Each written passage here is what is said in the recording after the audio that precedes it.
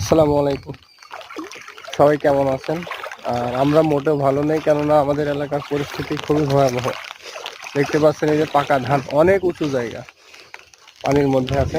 ধানের উপরে পানি, আর ধান মানে কল হয়ে গেছে। মাঠকে মাঠ এইভাবে আমাদের এলাকাতে ধান আছে। এই যে একটু দেখাই, মানে এই মাঠে প্রচুর পরিমাণে আছে। আর আমাদের যে নদীটা আছে, নদী ভরাট হয়ে উপরে ওঠা শুরু করেছে।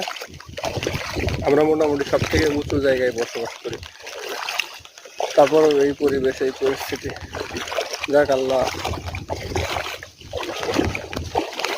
সবাইকে মুক্তি দিক। আর এর থেকে ভয়াবহ পরিবেশ যেন সৃষ্টি না হয়, আমরা সবাই আল্লাহর কাছে দোয়া চাই।